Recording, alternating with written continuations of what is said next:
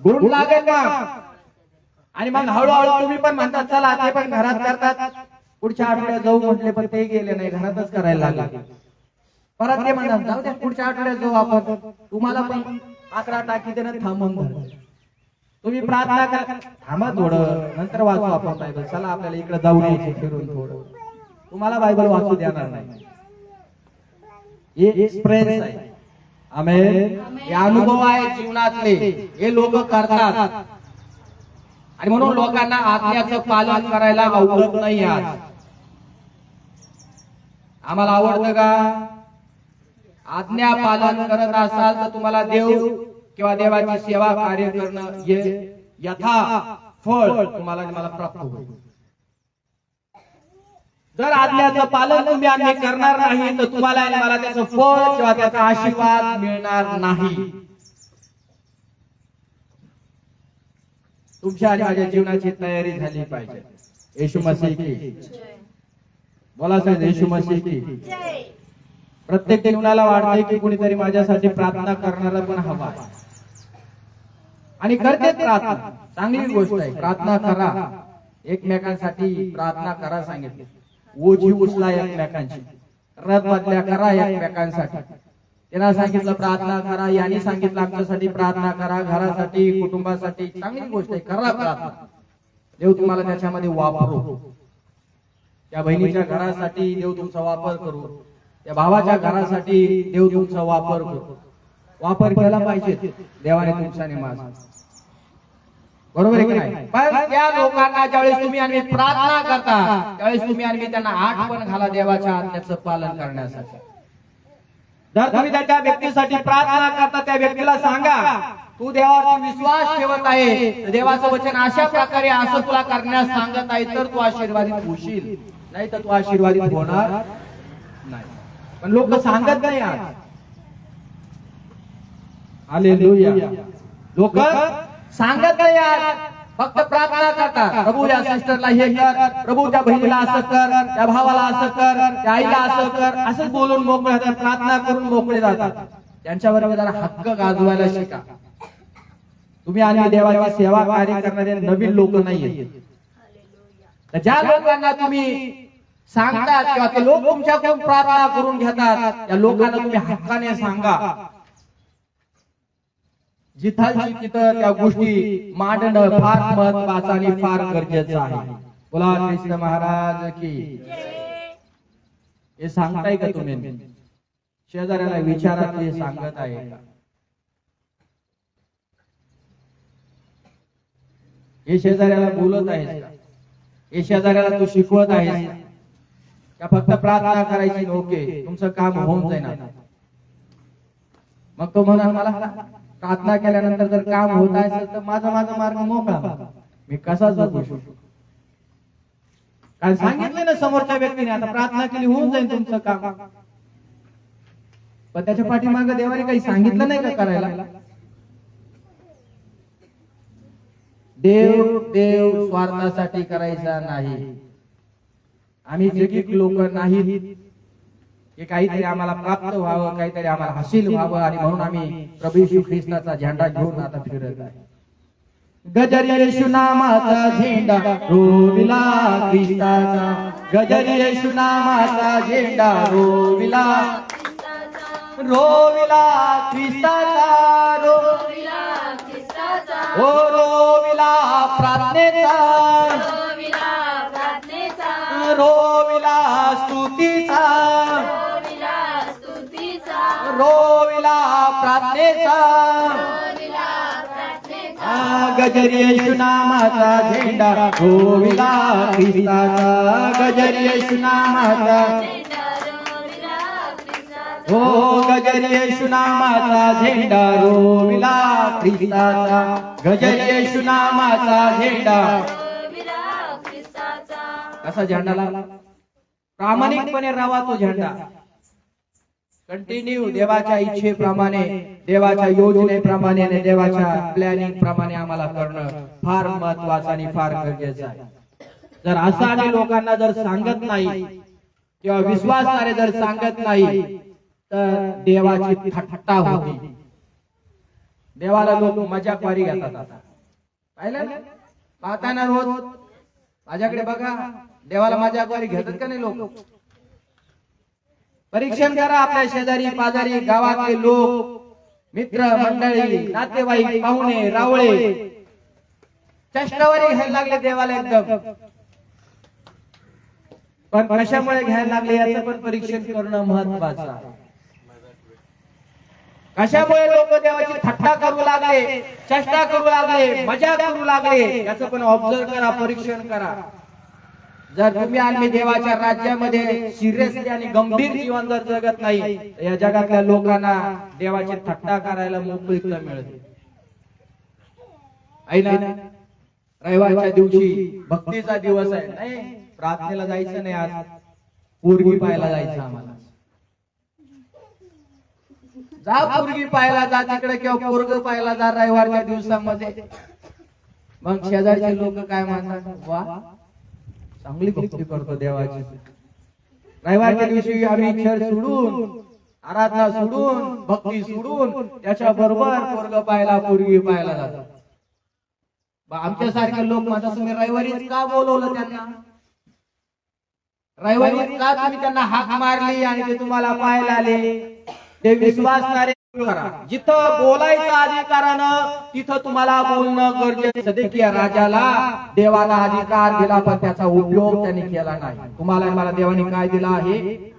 अधिकार दिलेला आहे. आत्मिक जीवनामध्ये प्रभूने जर तुम्हाला मला अधिकार दिला आहे, त्याचा तुम्ही आणि पुरेपूर वापर करा. नाही, सैतानावरती अधिकार दिला, आजारावरती अधिकार दिला, अशी किती लिस्ट जर तुम्ही आणि केली, तर देवाने तुम्हाला मला अधिकार दिलेला आहे. जर एखादा व्यक्ती आपल्या जीवनासमोर जर चुकीचं करत आहे, अधिकाराने त्याला बोला, थोडं फरक नाही पडत. हे पण फार महत्वाचं आणि फार गरजेचं आहे. पण सदेकिया राजा देवाचं भीती धरत नव्हता, त्याला देवाचं काही घेणं देणं नव्हतं, म्हणून तो लोकांना तसं सांगत पण नव्हता. ज्या सेवकाला देखील देवाची भीती जर नसती आणि तो स्वार्थासाठी जर सेवा कार्य जर करत असेल ना, तो मंडळीला काहीच शिकवणार नाही. या टाळ्या वाजवा, गाणे गा, वाकडं तिकडं वाकडं तिकडं वाकडं तिकडं काहीतरी घ्या, शिका, द्या, भेटी द्या, हे द्या, ते द्या, वाढदिवस करा, हे करा, ते करा, अमक करा, आणि प्रार्थना संपली निघून जा. आणि त्या लोकांची अवस्था जर तुम्ही आणि जरी पाहिली ना, काहीच एकदम शून्य भोपळा आहे. कशी आहे? एकदम शून्य. आपल्या लाईफ मध्ये एकदम झिरो आहे. आपल्या लाईफ मध्ये ते लोक आपण ते लोक नाही बनावे ही देवाची इच्छा. आणि म्हणून आमच्या जीवनामुळे देवाची थट्टा होऊ नये याची खात्री आणि जबाबदारी तुम्ही आम्ही सांभाळा. 38 अध्याय आणि वचन वाचा 10. तेव्हा राजाने एबेद मलेक कुशी याला आज्ञा केली की येथून 30 माणसे बरोबर घेऊन जा आणि इर्मिया संदेष्टाला मृत्यू प्राप्त झाला नाही तो त्याला विहिरीतून काढ. विहिरीतून जर तुम्ही आणि जरी पाहिलं तर या वचनामध्ये तुम्हाला मला सदेकियाने कोणाला खुश केलं? बोला, कोणाला खुश केलं इकडे सांगितलं आहे. इर्मियाला विहिरीमध्ये टाकले, म्हणजे इर्मिया संकटामध्ये आहे. कितीतरी लोक देवाचे संकटामध्ये आहे ना. मग काही लोकांना घेणं देणं आहे का त्याच्या संग? काहीच घेणं देणं नाही देवाच्या सेवकांसाठी. देवाचा सेवक कशासाठी पाहिजे? आमचं हित करण्यासाठी देवाचा सेवक आम्हाला पाहिजे. आमच्या फायद्यासाठी देवाचा सेवक आम्हाला पाहिजे. असे पण जगामध्ये लोक आहेत, पण देवाच्या सेवकासाठी जीव देणारे लोक पण पाहिजे. जर एखादा सेवक संकटामध्ये जर पडला, संकटामध्ये जर सापडला, आमचा जीव पण खालीवर खालीवर खालीवर झाला पाहिजे देवाच्या लोकांना. त्याला म्हणतात की देवाची सेवा कार्य करतो, नाही तर स्वार्थी सेवा कार्य आम्ही करणारे लोक आहोत. इर्मिया संकटामध्ये गुंतला, या वचनामध्ये लिहिलाय. त्याला विहिरीमध्ये टाकलंय आणि आज्ञा दिलेली आहे त्या इर्मियाला त्या संकटातून बाहेर काढा, त्या विहिरीतून बाहेर काढा तुम्ही. जर देवाचे सेवक जर फंद्यामध्ये गुंतलेले आहेत, विहिरीमध्ये गुंतलेले आहेत, तर मग त्यांना कोण सोडवणार? कोण त्यांना मुक्त करणार? कोणाला प्रार्थना करावं लागणार त्यांच्यासाठी? कोणाला त्यांना हेल्प मदत करावं लागल, ते आर्थिक असू द्या, ते जगिक असू द्या, नाही तर कागदपत्राचा असू द्या, नाही तर डॉक्युमेंटचा असू द्या, नाही तर कशाचा असू द्या, किंवा आजारी पडलेले असू द्या, मंडळीतले लोक त्या लोकांसाठी, त्या सेवक लोकांसाठी, सेविकांसाठी उभं राहणं फार महत्वाचं आणि फार गरजेचं आहे. जर ते उभा राहत नाही तर समजून चाला तुम्ही आणि देवाची सेवा स्वार्थासाठी करतो, आमच्या फायद्यासाठी करतोय आणि हे देव पसंत करणार नाही. देव याला 100% मार्क देणार नाही, लक्षात ठेवा. बोला कृष्ण महाराज की. तो लोकांना खुश करणारा होता शतकीय राजा. देवाचा सेवक विहिरीमध्ये तुम्ही विचार करा, आणि तो लोकांना नाचतोय घेऊन, बजाव ताली, लोक नाचते. सदी त्या गुरफटून गेल्या लोकांना खुश करण्याच्या जीवनामध्ये. जसं जगिक इलेक्शन आहे ना आता, बघा समजून घ्या, थोडा इशारा आलंय ना आता, सगळीकडे फिरतील सगळे महाराष्ट्रामध्ये. पाय पडण्याची वेळ आली तरी चालेल हो. जे म्हणाल ते पूर्व दिशा आहे. लोकांना खुश करायचंय, काय खाऊ घालायचं ते खाऊ घाला आहे ना, लोकांना खुश करण्याचं. पण जे संकटामध्ये देवाचे सेवक गुंतले त्यांना बाजूला काढायचं म्हटलं तर कुणी येणार नाही. पण या काळामध्ये कितीतरी लोक मग मटणा खाऊ घालतात, लोक त्याच्या पाठीमागे पळतात. कारण आता काय 3 महिने 4 महिने कंटिन्यू आहे ना, घरी स्वयंपाकच नाही करायचा बाबा. याचा झेंडा 500 रुपये रोज, 1000 रुपये रोज, 2000 रुपये रोज. चलो इसके पीछे, चलो उसके पीछे, खाने को मिलता है, ये मिलता है, सब मिलता है. बोला कृष्ण महाराज की. लोकांना खुश करणारं जीवन सदिकिया जीवन जगला. पण देवाच्या सेवकांना तुम्हाला खुश करण्याचं जीवन नाही जगायचं, तर ज्याने त्याला निवडलंय त्याला खुश करण्याचं जीवन जगलं पाहिजे. म्हणा सगळेजण आमेन. म्हणा माझ्या घरात त्याला मी खुश करणार नाही. हा कुणी असू द्या, पहिला आपल्या लाईफ मध्ये तो नाहीये. ज्याने आम्हाला निर्माण केले पहिला तो परमेश्वर आहे. त्या देवाला तुम्हाला मला पहिलं संतुष्ट केलं पाहिजे, खुश केलं पाहिजे. आणि ते देवाला जर खुश केलं ना, बाकीच्या ऑटोमॅटिक गोड राहते. जिथं मध आहे ना तिथं ऑटोमॅटिक मासे येतात, लक्षात ठेवा.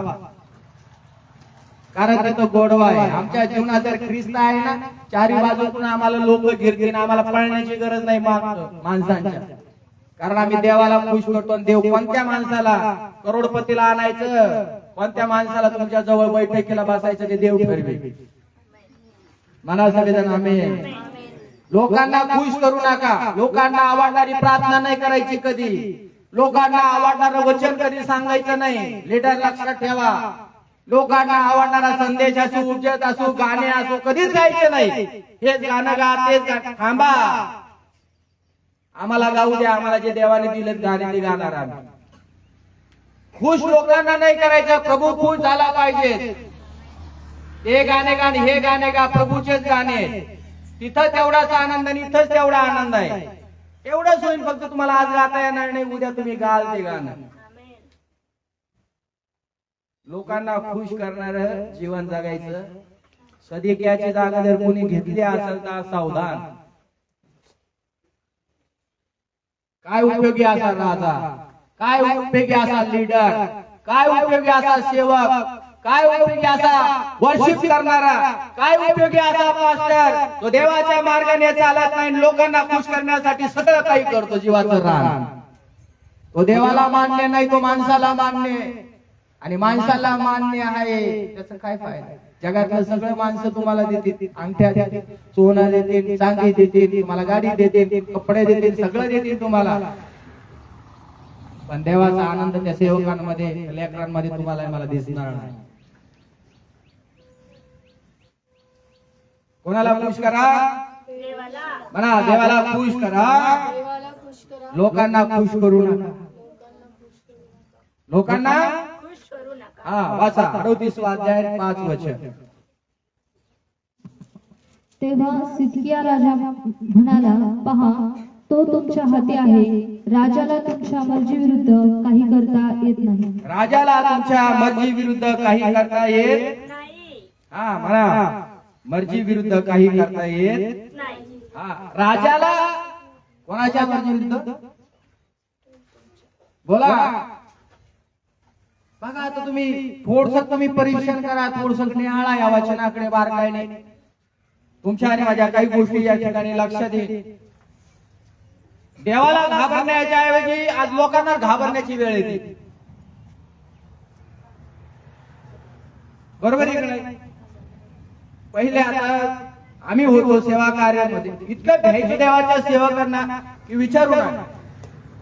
आठवड्यातून 3 दिवस चर्चा असायचे, गुरुवारचं, शनिवारचं, रविवारचं सोनेला. पण असा देवाच्या सेवकाला पाहिजे काय बोललं काय नाही, आम्ही लपू बसायचो. ज्या दिवशी आम्ही चर्चला जायचो नाही, प्रार्थनेला जायचो नाही ना, खरंच मला सांगतो, आम्ही भिंतीच्या पाठीमागे लपून बसायचो. आणि आम्हाला माहिती आता पास्टरची गाडी कधी जाणार आहे, आम्ही लपून बसायचो. कारण आमचा चेहरा सुद्धा पाहू द्यायचो नाही त्या दिवशी.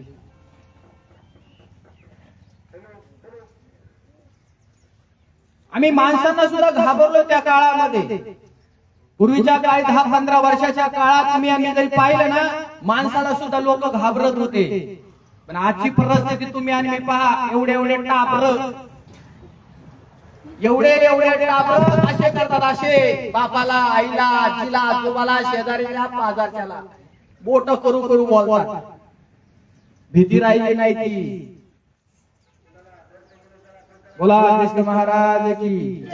भीती लागली नाही. सदिक्या राजा लोकांचं जास्त भय करायचा. कारण काय, राजकारणाची एक पद्धत आहे. देवाने त्याला गादीवरती बसवलं, तोच आमदार होणार, लक्षात ठेवा. खासदार होणार, लक्षात ठेवा. पंतप्रधान मोदी काही असू द्या, ते होणार, लक्षात ठेवा.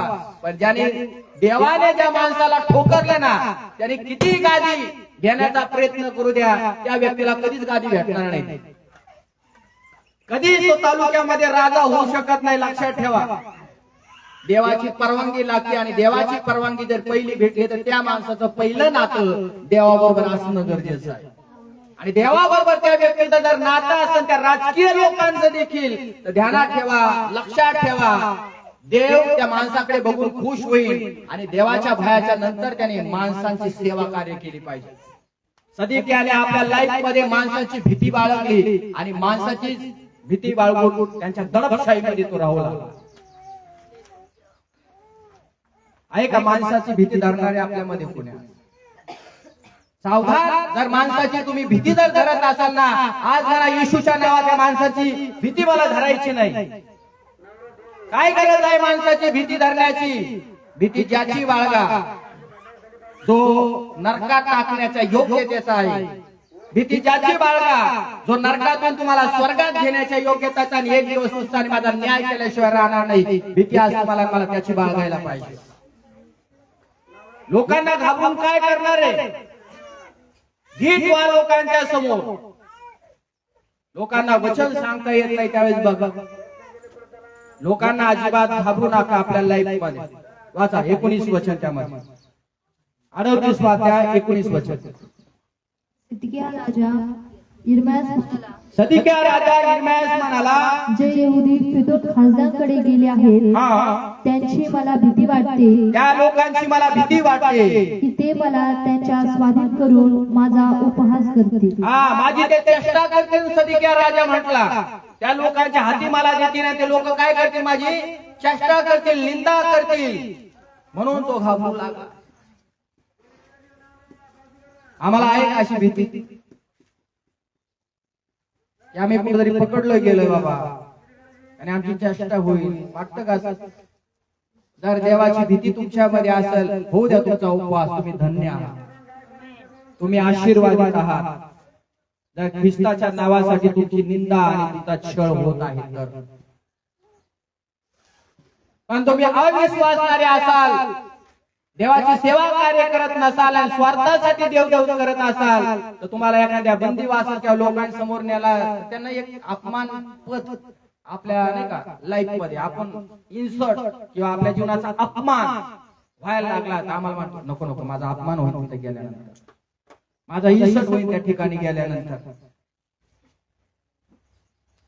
बरोबर आहे. वाचा वचन 24. सिदकिया यिर्मयाला म्हणाला, सदकिया यिर्मयाला म्हणाला, ही वचने कोणाला कळू देऊ नको, ही वचने कोणाला कळू देऊ नकोस, म्हणजे तू ठार व्हावयाचा नाही. म्हणजे तुला मारलं जाणार नाही किंवा तुला वध केला जाणार नाही.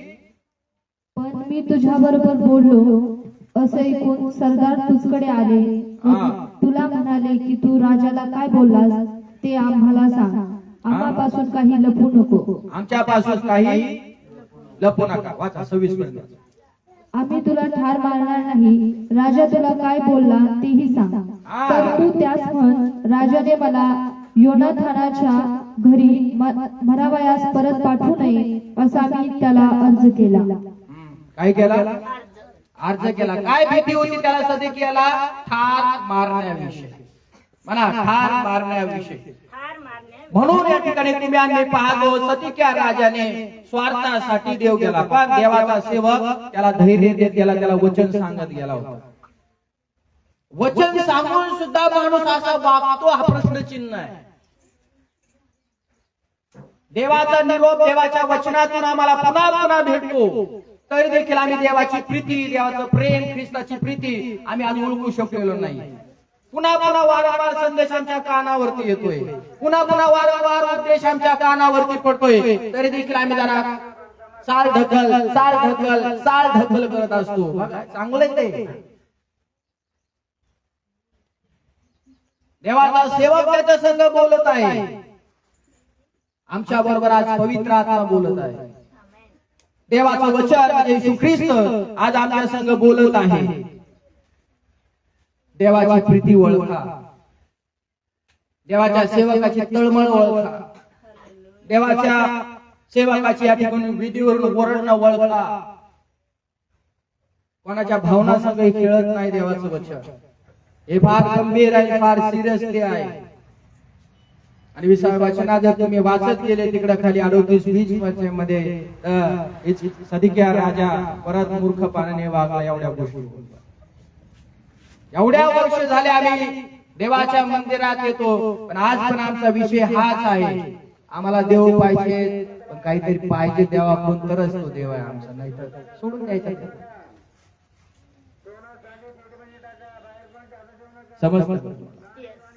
समजलं का तुम्हाला? वाचा 20 वचन. 38-20. यिर्मया म्हणाला, ते तुला त्यांच्या स्वाधीन करणार नाहीत. मी तुला जे सांगत आहे ती परमेश्वराची वाणी मान असे मी तुला विनवतो. यिर्मया म्हणतो, मी परमेश्वराची वाणी तुला सांगत आहे, शब्द तुला सांगत आहे, ते तू स्वीकार, मान्य कर. जर तू ते स्वीकारलंयस, मान्य केलं आहे, तर तुझा जीव वध केला जाणार नाही किंवा खून केला जाणार नाही, तुला मारलं जाणार नाही. किती सोपं आहे. आजही काळाची गरज आहे. जेवढे महाराष्ट्रातील जगातील लोक आहे, एकच इच्छा आहे, देवाचे सेवक किंवा विश्वासणारे आज ओढून ओढून लोकांना सांगत आहे माईक भोंग्यामध्ये, स्पीकर मध्ये मीटिंग ठेवण्याचं रिझन आणि कारण हेच आहे की तुमचा जीव वाचला जावा, मानवाचा जीव वाचला जावा, ही इच्छा आहे. वारंवार वचन सांगण्याची आवश्यकता काय लोकांना? एकत्र करण्याची गरज काय लोकांना? एकत्र बसवण्याची गरज काय? एकत्र करण्याची लोकांना एकसाथ बैठकीत बसून तासन तास शिकवण्याची गरज काय लोकांना? त्याचा जीव वाचवणं गरजेचं आहे. यिर्मया म्हणतो, तू नम्र हो. आता सदकिया असा मारणार आहे, तसा मारणार आहे, मी तुला सांगतो देवाची वाणी ऐक माझ्या मुखातून, कारण देवाने तुला जीव वाचवण्यासाठी मला उभं केलेलं इथं. मला जर हे कळालं ना, देवाचा सेवक इथं का उभा आहे, देवाचे सेवक गावागावामध्ये का उभा आहे, रस्त्यावरती का उभा आहे, देवाच्या लोकांना हे लोक इन्सर्ट नाही करणार देवाचा. आणि आमचा इन्सर्ट जरी होत आहे तर प्रभूला धन्यवाद, कारण त्या ख्रिस्तासारखं प्रेम या जगामध्ये कोणीच केलं नाही माणसावर. तो म्हणतो, आता तरी नम्र हो, आता तरी लीन हो, आता तरी देवाची वाणी ऐक, आता तरी स्वतःचा मार्ग सोड आणि देवाच्या इच्छेप्रमाणे देवाला शरण ये. इरमाया एवढं तळतळीने त्याच्या बरोबर राहून त्याच्या संगती राहून तरी देखील इरमायाच्या शब्दाला म्हणजे देवाच्या शब्दाला हा सदकिया राजा मान सन्मान देत नाहीये. किती मूर्खपणा आहे.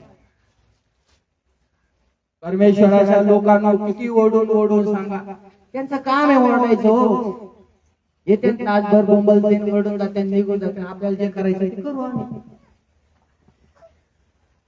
ध्यानात ठेवा,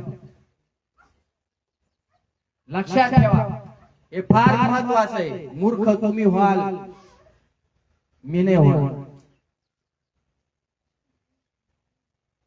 म्हणा सगळेजण आमेन. बोला येशू मसीह की. सदकिया राजा हे ऐकून देखील बायबलच्या वचनात लिहिले मूर्ख ठरला आणि त्याने देवाच्या प्रेमाचा पुन्हा धिक्कार केला. आहे का सेवकाचा धिक्कार करणारे, सेवकाचा नाकार करणारे, सेवकांना चेष्टा मजा पिंगळ टवाळीवरती घेणारे जर आपल्यामध्ये लोक आहे, आज देवाच्या वचनाचा धिक्कार करतात, आज त्यांनी क्षमा मागा द्यावा.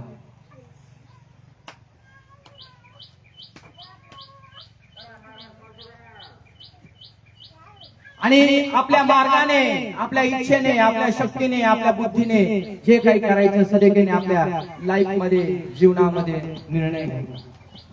लक्षात ठेवा, दुसऱ्यासाठी जे खड्डा खांदतात ना, त्या खड्ड्यामध्ये ते खांदणारे स्वतःच पडत असतात. म्हणा सगळ्यांना आमेन. दुसऱ्यासाठी खड्डा खांदू नका. ज्याने खड्डा खांदलाय त्या खड्ड्यामध्ये तोच माणूस पडणार आहे. अनेक उदाहरण पवित्र शास्त्रामध्ये लिहून ठेवलेले आहे त्याच्याविषयी. आपल्या मार्गाने चालणारा माणूस त्याचा जीव करीत वाचू शकणार नाही. आमचा जीव वाचवणारा सर्वसमर्थ देव आहे, ज्याने आपल्या पुत्राला या जगामध्ये, येशू ख्रिस्ताला या जगामध्ये पाठवले आणि मानव जातीसाठी तारणासाठी त्याने आपला प्राण दिलाय. हे तुमचा जीव वाचला जावा, तुमचा आत्मा वाचला जावा, दुसऱ्या भाषेत तुमचा प्राण वाचला जावा, ही देवाची इच्छा आहे त्याच्या पाठीमागे. पण जर आम्ही आमच्या मार्गाने चालत असोल, कशासाठी देव करायचा? नाही व्हायचं होतं काम, ते नाही होईना, मग चले होते आम्ही देवच्या तरफ. आहा, असं देव देव कर बघ, नहीं देव तरफ जा रहे हैं हम, देव देव कर रहे हैं, प्रार्थना की जा रहे हैं हम. का कर बघ, काही विचार नाही, विचारायचं समोरच्या व्यक्तीला, काही सांगायचं नाही, फक्त देव देव करतो. असं होतंय, असं होतंय. आई रात्रीत आल्यावर असं होतं, तिथे गेल्यावर कसं होतं, बस एवढंच बोलणार लोक. पण बायबल किती सिरियसली आणि गंभीररित्या आमच्या संघ बोलत आहे, सोळ मार्गाने जाऊ नका, देवाच्या वचनाचा धिक्कार करू नका, स्वतःच्या इच्छेप्रमाणे चालू नका, स्वार्थासाठी पुन्हा सांगेल देव देव करू नका, स्वार्थासाठी प्रभूच्या पाठीमागे येऊ नका, स्वार्थासाठी बायबल वाचू नका, स्वार्थासाठी देवाच्या मंदिरात येऊ नका, स्वार्थासाठी सेवा वापरून पण प्रार्थना करून घेऊ नका. म्हणा आमेन. म्हणा सगळ्यांना आमेन. वाचा अजून एक वचन फार महत्वाचं आहे. दुसरे पेत्राचं पुस्तक याचा दुसरा अध्याय आणि 19 वचन आपण वाचू.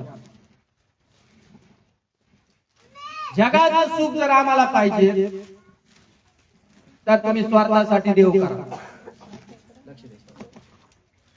ते त्यांना स्वतंत्रतेचे वचन देतात, जे त्यांना स्वतंत्रतेचे वचन देतात आणि स्वतः तर भ्रष्टतेचे दास आहेत, आणि स्वतः तर भ्रष्टतेचे दास आहेत किंवा गुलाम आहेत. कारण मनुष्य ज्यांच्या कह्यात जातो, मनुष्य ज्यांच्या कन्यात जातो त्याचा तो दासही बनतो. त्याचा तो दासही बनतो. म्हणून सांगितलं शब्दामध्ये, ढवळ्या शेजारी पवळा. बस या वचनाला एकच सांगणार. पुढे वाचा. प्रभू व तारणारा येशू ख्रिस्त याच्या ज्ञानाच्या द्वारे जगाच्या घाणीतून, जगात काय घाण आहे तुम्ही बघा, सुटल्यावरती पुन्हा ते पुन्हा सुटलेल्या घाणीतून जर तुम्ही आम्ही वाचलो, बाहेर निघलो, पापाच्या घाणीतून दलदलीच्या चिखलातून देवाने जर बाहेर काढलं आणि पुन्हा जर त्याच्यात आम्ही गुंतलो तर त्यांची शेवटली दशा पहिल्या दशेपेक्षा वाईट झाली आहे. हा बघा बघा बघा फार महत्वाची त्याची अवस्था काय त्याची परिस्थिती काय. पहिलं थोडा प्रॉब्लेम असेल, थोडं संकट असेल, लास्ट ऐका, थोड्या अडचणी असेल, थोडं दुःख असेल, पण या जगाच्या घाणीतून तुमचं तारण झालं, तुमचा उद्धार झाला, तुम्हाला मोक्ष मिळाला, सुटकारा मिळाली, तुम्ही कालांतराने देवाच्या सेवेमध्ये पुढं पुढं पुढं पुढे चालू लागले.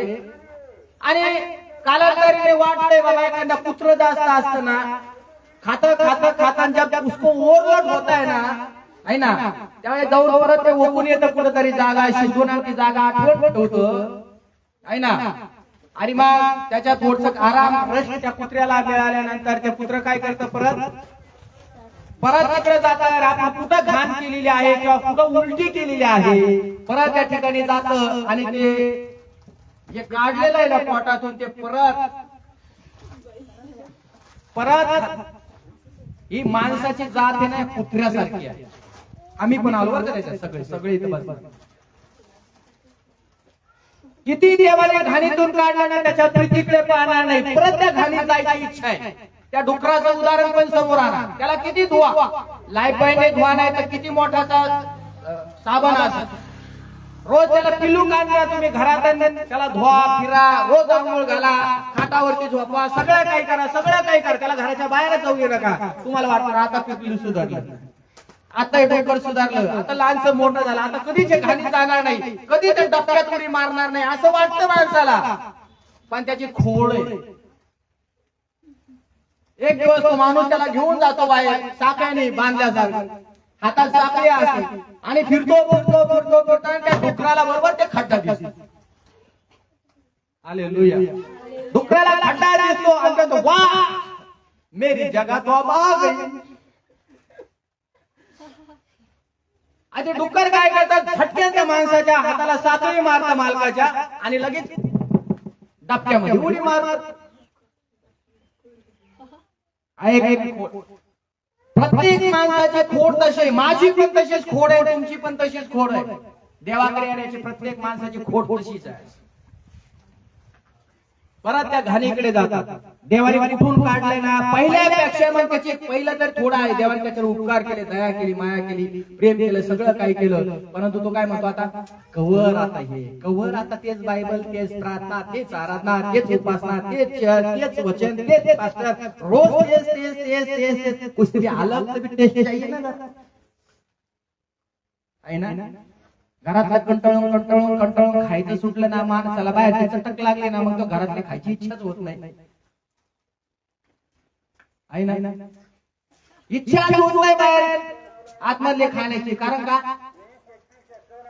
सवय लागली नाही तिकडची. मग घरात काय विचारूच नका. पहिल्यापेक्षा वाईट अवस्था त्या माणसाची होती. आज सुधारले, देवाच्या आभार माना आणि जोपर्यंत देव येत नाही त्याच्या बरोबर नाही तर मग सदिकासारखा आम्ही स्वार्थ धरून आम्ही परत जगाच्या घाणीकडे जातो. आणि पहिल्यापेक्षा वाईट अवस्था त्या माणसाची आणि त्या स्त्रीची होती असं बायबलमध्ये लिहिलं. एक दुष्ट आत्मा निघतो देवाच्या लोकांना आणि मग 770 दुरात्मे 100 त्या माणसामध्ये त्या स्त्रीमध्ये शिरतात आणि पहिल्यापेक्षा हाल ते करून घेतात, कारण त्याने जगाच्या गोष्टीचा छंद झाला. उदाळ्या पुत्राच्या भावाने तेच केलं. तो घरात राहू काय करू, मी आज्ञा पालन करू का? तो हिंदून आला माझा भाऊ मोठा, लहाना भाऊ, धाकटा भाऊ, आणि त्याच्यासाठी कंदुऱ्या चालल्या, बोकडे चालले, डोली बाजा धूम धडाक्यात तुम्ही मिरवणूक काढायला लागली त्याची. आणि मी घरात राहून आज्ञाचं पालन करतो, घरात राहून मी तुमच्या शब्दाच्या पुढे नाही पिता बापा, घरात राहून मी सगळं काय करतो, तुम्ही माझ्यासाठी काहीच करत नाही. पण तो बाहेर गेला, सगळं काही उधामादा करून आलेला उधाळा पुत्र, बापाचं घर सोडून गेला, त्याचं घर सोडून गेला, देवाचं घर, देवाची उपस्थिती, आणि तो पाठीमागे यायला तुम्हाला किती आनंद झाला. पण त्याच्या मोठ्या भावाचं जलन बघा इकडून कसं आहे. आतून तो जळायला लागलाय, तडफडायला लागलाय आतून, माझ्यासाठी तुम्ही काहीच करत नाही आबा.